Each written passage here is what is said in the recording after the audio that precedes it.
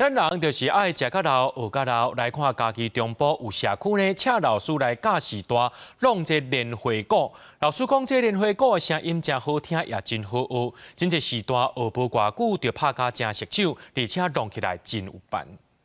用音没好，来，准备开始。配合老师的指导，中部对乐谱的数字，一个音一个音豆豆啊讲，这个合作莲花鼓的乐器，毋但讲出来的声甲一般的鼓无同，而且讲的速度较慢，老大人来学，连面都学会响，愈拍会愈深刻，愈有成就感。所以哆来咪发嗦拉西啦，观音基音安尼。啊，讲好算无？好啦，好算啊，大家讲啊，讲严。太鼓就是伊讲出来的声，人讲的就是气势较好，啊节奏嘛较强，啊咱的空灵鼓伊较柔，啊有的中部伊其实较介柔，比较柔的音色。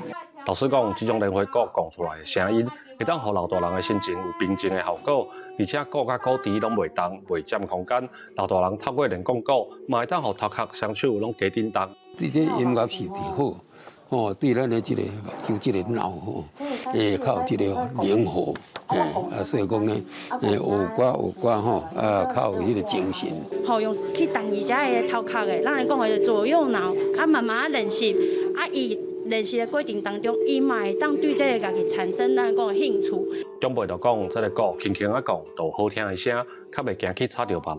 即马大家先用简单的鼓来练习，不过大家嘛有共同的目标，要豆豆啊学，目标是要讲出大家拢介意的望春风。